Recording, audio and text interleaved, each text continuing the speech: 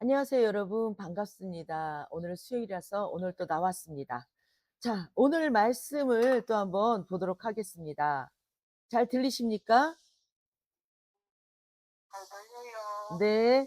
자, 오늘 말씀은 사무엘하 14장 9절에서 33절입니다. 제목은 내 문제를 직면하세요라고 되어 있습니다. 자, 오늘 말씀 나눠보도록 하겠습니다. 사무엘하 13장부터 나타나는 다윗 집안에 이상한 일이 수치스럽고 말이 안 되는 일이 발생했습니다. 한 집안에서 배다른 남매지만 그래도 남매인데 이 사이에 성폭력 사건이 일어났습니다. 남들에게 알려지면 고개를 들 수가 없는 사건이지요. 완전히 이렇게 콩가루가 된 이 집안이 회복될 수 있겠습니까? 자, 꼭 믿으셔야 되는 게 모든 죄의 결과는 하나님의 지혜로 잘 처리되기만 하면 반드시 모든 죄가 깨끗하게 지워질 수 있고 반드시 어떤 문제도 회복이 가능합니다. 여기는 지옥이 아니기 때문에 회복은 반드시 가능합니다. 그런데 이런 사건에서 회복의 열쇠를 가진 사람이 누구냐 하면 바로 그들 주변에 있는 영적인 어른 혹은 권위자, 이, 이 역할이 되게 중요한 거예요. 그래서 부모 역할이 되게 중요한데 부모 중에서도 엄마 역할이 가장 중요합니다, 사실은요. 근데 이제 다윗 집안에는 다윗이 이 권위자로 세워져 있기 때문에 지금 다윗을 지금 초점을 맞추고 있습니다. 그러니까 이런 관점에서 다윗의 집에 지금 참담한 사건이 벌어졌어요. 그러면 이때 가장 중요한 인물이 바로 이 나라 최고 권위자이자 이 집의 부모인 다윗이 중요해집니다. 만약 여기에서 다윗이 하나님의 말씀과 지혜로 이 죄를 잘 다스리기만 하면 누군가는 이 사건에서 위로를 받고 누군가는 회개하고 거룩을 이룬 다음에 전혀 다른 사람으로 부활할 수가 있습니다. 그런데 다윗이 너무 이상한 행동을 하는 거예요. 이 일에 대해서 분노만 할 뿐 그 이후로 침묵과 방관을 계속하지요. 그런데 우리가 어떤 문제 앞에서 그 문제를 침묵하고 방관할 때 우리는 이것을 회피라고 부르는 겁니다. 여러분 어떠십니까? 여러분 가정에서 여러분 회피하는 거 없으십니까? 자녀들에 대해서 남편들에 대해서 문제가 보이는데도 침묵하고 방관하는 게 너무 많지요. 제가 이 본문을 보면서 그리고 제 인생을 보면서 확실하게 본 게 회피는 문제를 해결하는 하나님의 방식이 아니라는 거예요. 하나님은 어떤 경우에도 회피하지 않으십니다. 그러니까 회피한 채로 시간이 지나게 되면 문제가 골마 터지기 시작하는데 사건 당사자들의 상처와 죄는 점점 깊어지고 있고 심지어 압살롬의 분노가 점점 깊어지더니 급기야 자기 형제 암논을 죽이는 사건이 지금 발생합니다. 그러면 중요한 건 다윗은 문제가 생겼을 때 왜 자꾸 회피를 합니까? 회피가 뭐냐 하면 우리가 회피에 대해서 심리적으로 분석을 해보면 스트레스나 두려움을 유발하는 사건에서 자신을 보호하는 방어 기제라고 볼 수 있어요. 사람은 구체적으로 너도 말씀을 듣고 싶니? 들어 너도 그러면 회개를 해야지 너도. 사람은 구체적으로 어떨 때 회피하냐? 첫째, 자신이 과거에 저지른 잘못이나 결함이 크고 수치스러우면 빨리 그 죄책감과 수치심을 잊고 일상생활을 하고 싶어요. 둘째로, 내가 문제를 해결하려고 나섰다가 더 안 좋아지면 어떻게 하지? 이런 통제력 상실에 대한 공포 때문에 회피하는 경우가 많이 있습니다. 어떤 지체가 죄를 짓거나 가지 말아야 되는 길로 가게 되면 제가 쓴소리도 해야 되고 때로는 치리를 해야 되는 거예요. 그런데 제가 하는 그 말이 그 사람 속을 뒤집을 걸 제가 알고 있습니다. 지금 너무 웃긴 게 이 강아지가 말씀을 들으려고 자꾸 앉아서 저를 쳐다보고 있어요. 이 아이도 죄를 보고 회개를 하고 싶은가 봐요. 너도 하나님을 믿어라. 제가 그동안 큐티 사역을 하면서 제가 불가피하게 찌르면 여러분은 기분 나빠하면서 연락도 안 받은 적이 너무 많아요. 어떤 경우에는 저를 원망하고 의심을 합니다. 그 경험하면 되게 힘들어요. 그런데 제가 이런 경험을 하면 제 안에 두려움과 고통이 입력되면서 어떤 지체가 또 죄를 지었을 때 드는 생각이 괜히 건드렸다가 벌집 쓰시는 거 아니야? 만약에 내가 처방을 하면 결과의 책임을 내가 져야 되는데 이렇게 나서는 게 맞나? 이게 갈등이 되고 모른 척하고 싶을 때가 있습니다. 제가 교묘해지는 게 어떤 지체가 죄를 짓고 있는데 상황이 최악으로 갈 때까지 내버려 둔 후 이 지체가 먼저 저를 찾아오도록 놔두면 제가 져야 될 부담감이 줄어듭니다. 문제는 그 사이에 겪어야 되는 그 지체의 고통이 너무 커지는 거예요. 그런데 만약에 제가 그걸 막겠다고 너무 일찍 개입한다면 내 책임이 됩니다. 그럼 너무 무거운 거지요. 그러니까 빨리 나서기 싫고 혹은 모른 척하고 싶어요. 이 유혹이 저를 늘 괴롭히고 있습니다. 실제로 오늘 말씀처럼 내 자녀들끼리 살인사건이 일어났어요. 문제가 너무 커졌어요. 그럼 어떤 사람은 그걸 감당할 에너지가 전혀 없습니다. 예를 들어서 내 남편이, 내 자녀가, 내 아내가 빚을 졌어요. 1,000만 원 정도 생각했는데 10억이라는 갑자기 내가 10억이라니까 내가 셧다운 됐어요. 모든 걸 놔버리는 방관의 상태가 됐습니다. 난 들은 것이 없어. 내가 뭘 들었나? 난 이걸 해결할 힘이 없으니까 모르겠어. 완전히 방관의 상태로 들어갑니다. 다윗을 보면 처음에 자기 아들 암논이 자기 여동생인 다말을 강간했을 때 다윗이 이걸 무섭게 회피했습니다. 그리고 다말의 오빠인 압살롬이 암논을 죽여요. 이 살인을 온 세상이 다 알게 됐습니다. 그러면 다윗이 나서서 아들을 징계하든지 해야 되는데 무려 3년이라는 시간을 아무것도 안 해요. 말씀을 보면 말도 안 되는 방식으로 봉합하기 시작하는데 심지어 이것도 다윗이 한 게 아니라 다윗이 했어요. 아니 요압이 했어요. 죄송합니다. 다윗이 한 게 아니라 요압이 했습니다. 그 이유는 설명이 지금 정확히 말해주는데 다윗의 자녀들이 죄를 짓기 시작하는데 성경이 이걸 어디서 연결을 하느냐 여러분 잘 보셔야 됩니다. 여기서 13장 1절을 보면 그 후에 일이 있으니라 라고 돼 있어요. 그러니까 암논의 강간 사건을 시작하면서 그 후에 이 강간 사건이 벌어졌다 이 말을 13장 1절에서 하고 있는 거예요. 그러면 여기서 그 후는 뭐냐면 다윗이 밧세바와 간음하고 우리아를 죽인 사건 그 뒤에 자녀들의 죄가 발생하기 시작했다 이렇게 이야기하고 있는 거예요. 그러니까 다윗의 죄와 자녀들이 짓는 죄를 지금 연결하는데 오늘 다윗이 보여주는 회피도 앞선 사건과 연결해서 해석하는 게 맞아요. 다윗이 암논의 강간 사건을 회피하는데 이유가 내 아들의 성적인 죄를 보고 있으니까 지난날 내가 지었던 성적인 죄가 떠오르는 거예요. 너무 아픈 거예요. 그리고 또 오늘은 압살롬의 살인죄를 회피합니다. 왜냐? 이 아들을 보고 있으니까 내가 우리아를 죽였던 과거의 사건이 또 떠오르는 거예요. 그 죄책감, 그 어두움, 이걸 숨기려고 얼마나 마음을 졸였는지 그 시간이 다 떠오르는 거예요. 모른 척하고 싶은 거지요. 왜냐하면 내가 너무 괴롭거든요. 그러니까 못하겠어요. 오늘 다윗이 과거에 내가 지은 죄가 생각나서 자녀들을 훈계하지 못합니다. 누군가는 이걸 양심 있는 행동이라고 말할지 모르겠지만 이 행동의 본질이 뭐냐?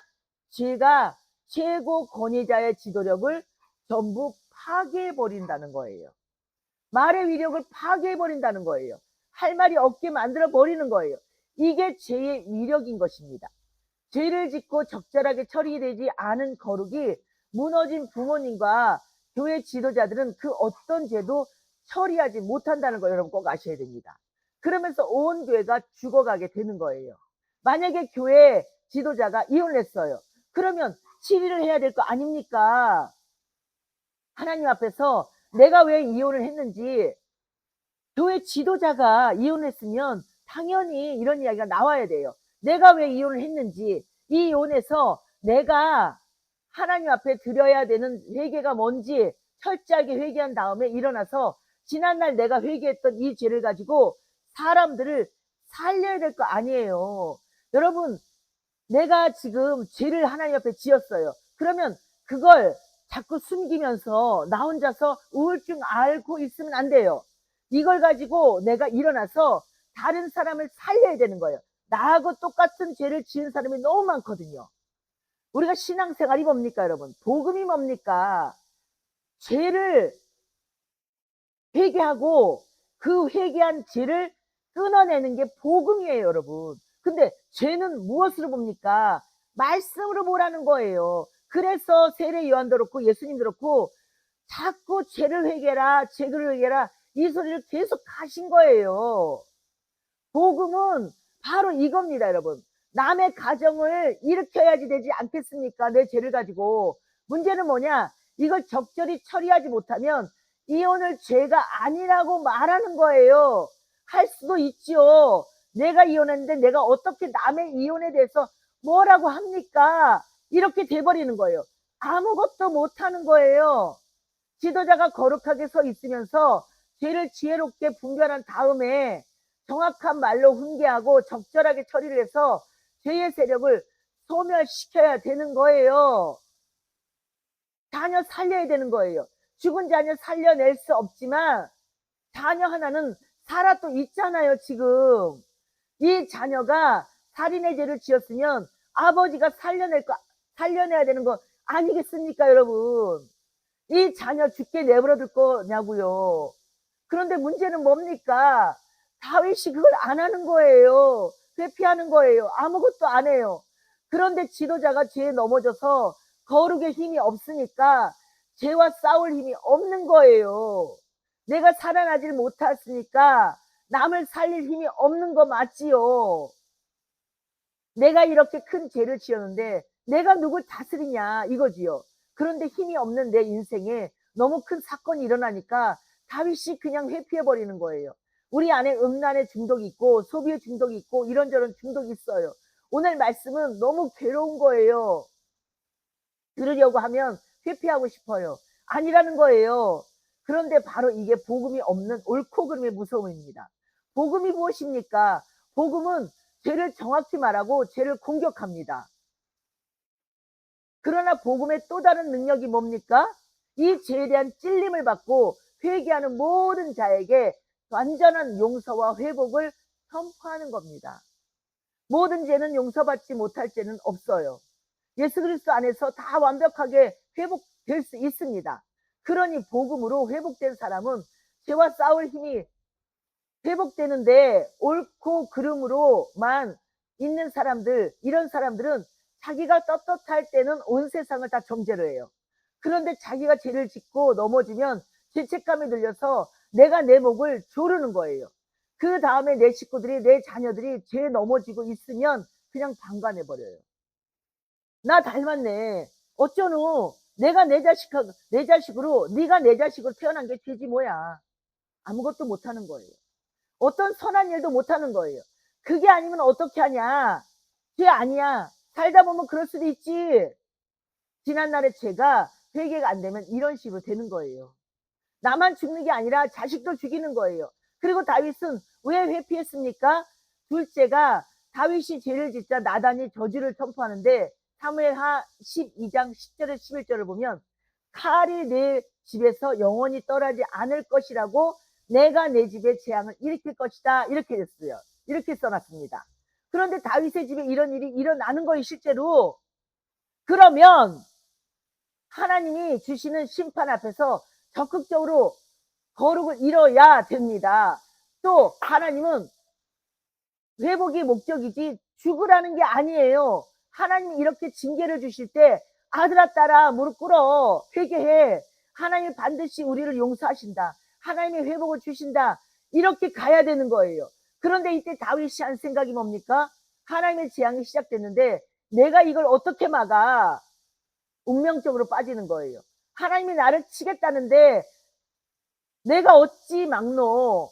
그냥 당하는 게 최선이지. 이러면서 책임을 그냥 다 회피해 버리는 거예요. 가끔 여성이나 남성들 보면 성적인 방탕으로 너무 나가는 분들 있지요. 이렇게 너무 무너지는 심리적 기반이 난 이미 더러운 몸이 됐는데 지키면 뭐하나? 그러면서 이후로는 완전히 음란의 죄에 나를 방치해버리고 놔둬버리는 거예요. 21절 보세요. 왕이 요압에게 이르되 내가 이 일을 허락하였으니 가서 청년 압살롬을 데려오라. 다윗이 무려 3년 동안이나 침묵을 하고 있으니까 보다 못한 요압이 나서서 압살롬을 돌아오게 하는데 아무 조치도 없이 그냥 이걸 돌아오게 하는 거예요. 이렇게 하면 안 됩니다, 여러분. 3년이나 쫓겨나 살았으면 자기 죄를 뉘우쳤겠지. 그러면서 그냥 넘어가요. 그 문제는 하나님과 함께 내가 해결해야 되는 거예요. 내 문제는 하나님과 함께 내가 해결하는 거예요. 누가 해결해 줍니까? 문제는 남이 해결하니까 성경 바깥에 있는 어떤 방식으로 하는데 잘못된 방식으로 되니까 압살롬이 아무런 처벌도 받지 않은 채로 죄를 지은 인간이 그냥 돌아오게 됩니다. 24절 보세요. 왕이 이르되 그를 그의 집으로 물러가게 하여 내 얼굴을 볼 수 없게 하라 하매 압살롬이 자기 집으로 돌아가고 왕의 얼굴을 보지 못하니라. 다윗이 이것도 너무 힘드니까 압살롬이 돌아오는데 또 2년 동안을 또 안 봐요. 2년 동안 아들을 회피하는 거예요. 그러지 압살롬이 또 침묵을 어떻게 해석합니까? 아버지가 날 버렸구나. 이러면서 이번에는 압살롬이 아들을 죽이려고 해요.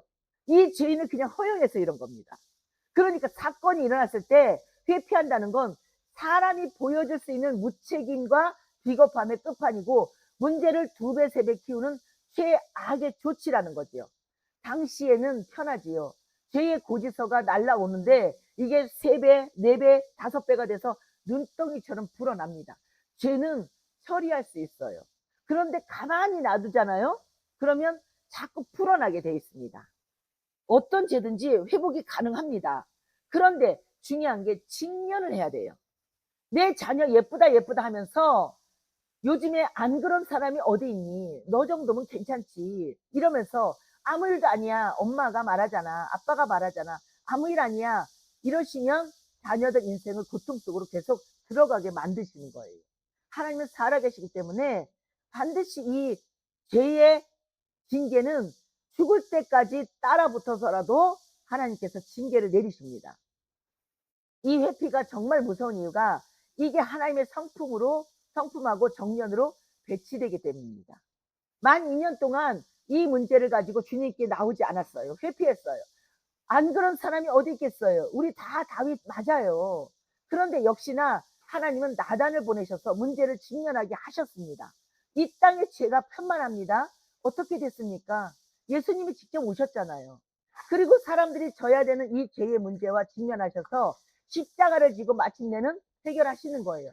어떤 죄도 깨끗이 씻음 받을 수가 없어요. 회복될 수 있어요. 이거 믿으셔야 되는 겁니다. 예수님이 왜 오셨는지 여러분 반드시 기억하셔야 돼요. 우리의 죄 때문이에요. 우리가 너무 죄를 많이 지니까 그걸 해결하시기 위해서 오신 거예요. 그런데 자꾸 많은 분들이 죄에 대해서 이야기해드리면 안 들으려고 그래요. 죄에서 떠나야 된다고 말씀드리면 안 들으시려고 그래요. 그리고 기분 나빠하면서 연락 자체를 안 받으려고 그래요. 저랑 인연을 끊어버리려고 그래요. 여러분, 죄는 가지고 계시면 안 되는 겁니다.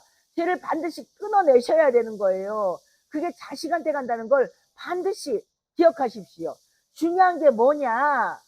직면하셔야 된다는 거예요. 내 죄를 직면하셔야죠. 내가 누군지, 내 문제가 얼마나 처참한지 직면하세요. 내 자녀가 바닥까지 떨어졌다는 사실을 여러분 인정하세요. 내가 해야 될 일이 있는데 안 하고 있다는 걸 직면하세요. 언제까지 회피하실 거냐고요. 하나님이 주신 물질은 무조건 세 등분을 해야 됩니다. 다 내 거 아니에요. 하나님께 드릴 것, 그리고 이웃과 나눌 것, 그런 다음에 내가 쓸 것입니다. 그런데 수입이 들어오면 내 욕심과 남의 탐욕으로 완전히 써서 들어오는 즉시 남는 게 없이 다 나가요. 이거 바로 죄입니다, 여러분. 하나님께서 그러라고 생명 주신 거 아니에요. 그러라고 직장의 길을 열어주신 거 아니에요. 우리가 왜 죽도록 거룩을 이뤄야 됩니까? 이유가 뭐냐면 지옥이 반드시 있어요. 죄의 결론인 지옥이 있어요. 왜 자살하면 안 됩니까? 자살하면 100% 지옥 가거든요. 그러니까 남에게 타살을 당하면 회개할 기회라도 있지만 자살은 회개할 기회가 없어요. 그러니까 성적인 죄가 즐거우면 끝이라고 생각을 하는데 그거 반드시 책임지셔야 됩니다. 하나님이 주신 물질을 올바로 다스리지 못한, 관리하지 못한 것, 성경에 보면 뭐라고 나와 있냐 하면 주님이 어두운 데를 쫓아내신다고 되어 있습니다. 평생 일을 가면서 서럽게 살아야 돼요. 돈 관리 제대로 못한 거 큰 문제입니다, 여러분. 거룩이라는 건 천국의 소망과 지옥에 대한 직면이 결합해야 이루어지는 게 바로 거룩이라는 거예요. 죽으면 천국까지 이러면 거룩해지는 줄 아세요, 여러분? 저도 그렇고 우리 모두 다 물질의 문제에 대해서 떳떳한 사람 없어요. 음란의 문제에 떳떳한 사람 없어요. 중요한 건 회개했습니까? 이게 죄인 줄 알고 가슴을 치면서 주님 앞에 회개하고 이걸 끊어내는 적용으로 나아가셨어요? 아직도 철이 없어서 죄의 결론이 얼마나 무서운지를 모르고 우습게 여기면, 하나님께 죄 짓는 거 우습게 여기면 징계를 당해야 되는 거예요. 어쩔 수 없어요, 이거는.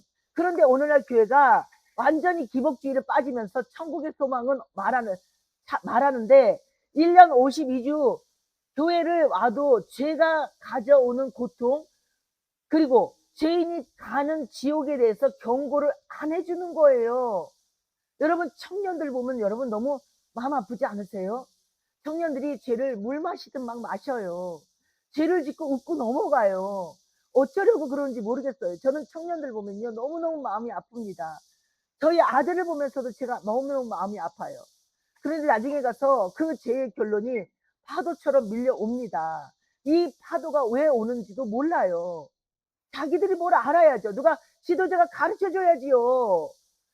안 가르쳐 주는 거예요. 지도자들도 어두우니까. 여러분, 큐티 제대로 하면 힘들어요. 왜냐? 이 말씀이 나의 회피하는 죄를 놔주질 않거든요. 너는 지금 하나님을 멸시하고 있어. 지금 하나님의 징계가 너에게 다가오고 있어. 빨리 회개해. 돌이켜. 죄를 끊어내. 계속 얘기를 하고 있어요. 그런데 너무 괴로워요. 왜 그렇습니까? 나는 죄를 끊어낼 힘이 없거든요. 인생의 목적은 회복이 아니라 거룩이고 구원이에요. 저도 느끼는 유혹이 죄의 징계에 대한 말씀을 적당히 하고 소망, 위로, 기쁨, 회복 이런 걸 하고 싶은데 이게 다 회복인 것이고, 아니 회피인 것이고, 회피로 얻은 거짓 평화, 다윗이 보여줬던 3년의 침묵, 2년의 침묵, 이건 장차 더 큰 환란으로 다가오는 겁니다. 그걸 정확히 말해주는 게 다윗의 인생인데, 제가 큐티를 하니까 이걸 말하지 않을 방법이 없는 거예요. 어떤 목사님 간증하시는 걸 들어보세요, 여러분. 대한교회에 3년 동안 부교육자로 있었는데 대한교회에 있으면 한국교회 모든 문제로부터 자유롭습니다. 거기 있으면 안전해요. 한국교회 성도가 줄어듭니다. 젊은이들이 교회를 떠나고 있어요. 이게 전부 다 남의 이야기 같아요. 거기가 부흥하는 교회이기 때문에 앉아만 있어도 성도들이 몰려와요. 그런데 저는 언젠가는 개척을 해야 되는데 문제는 직면하기가 싫은 거예요. 어떻게 되겠지? 직면하기가 싫어요. 그래서 외면하고 살다가 어느 날 하나님께서 저를 부르셨습니다. 우리 회복해야 되는데 회복의 시작이 뭡니까? 직면이에요. 압살롬이 형을 죽이고 3년 동안 그슬로 도망가 있었는데 결국 자기 나라로 돌아오게 됩니다. 그게 누가 해야 되는 일입니까? 다윗이에요. 그런데 요압이 왕의 마음을 잃고 그고와 여인을 데려온 다음에 이 여자의 사연으로 다윗을 설득하고 시작해요. 사람 인생에서 일어나는 모든 일에 대한 자기 책임을 회피할 때 그때 쓰는 방법이 뭐냐? 남 탓이에요. 사람은요, 이렇게 남 탓을 잘해요. 명백히 자기가 죄를 지었는데도 아담과 하와가 선악과를 먹는 바람에 내가 이렇게 됐다고 합니다. 자기 삶의 결론으로 오늘을 살면서도 부모 탓을 해요. 하나님께서 우리 모두에게 선택의 자유를 주셨는데 내가 이렇게 된 건 하나님이 나에게 이렇게 했다라고 그렇게 이야기해요. 저도 그랬습니다. 저의 지난날 나의 못난 삶을 놓고 저는 제일 탓했던 게 남편 탓이었어요. 제가 능력도 없고 가난한 목회자를 만난 것 때문에 오늘 내가 이렇게 뻗어나가지 못했다는 거예요. 사실 거짓말이에요. 이런 저를 직면하기 싫으니까 완전히 남편 탓만 하고 살았던 거예요. 그러니까 교회가 성장하려면 주차장이 좁아도 됩니다. 시설 안 좋아도 돼요. 부흥하는 교회는 그거 없어도 다 부흥을 합니다. 그런데 어느 날 내 교회가 부흥이 안 된다고 하면 우리 주변에 아파트가 없다는 거예요. 우리 교회에 주차장이 없다는 거예요. 그런데 나는 돈이 없으니 이런 것 때문에 내가 한계를 넘지 못한다. 이런 말을 하는 거예요. 부흥한 목사님들 한번 찾아가 보면 그분들이 처음부터 누가 엄청난 주차장 완비해 놓고 번듯한 건물 세워 놓은 다음에 그렇게 목회 시작한 분들이 어디 있습니까? 없어요. 제가 알고 있는 어떤 목사님은 처음에 목회하는데 너무 힘들어서 아들 하나가 굶어 죽었다고 합니다. 하나님 탓, 부모 탓, 세상 탓, 시스템 탓. 중요한 게 뭐냐면 그거다. 회피하시는 거예요.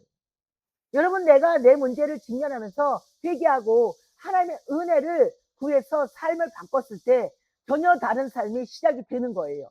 제 입에서 남 탓할 때 하나도 바뀐 게 없더라고요.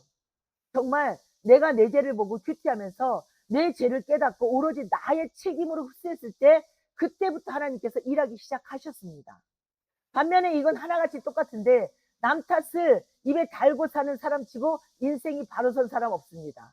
그러니 남 탓하는 그 무서운 회피 그만하세요.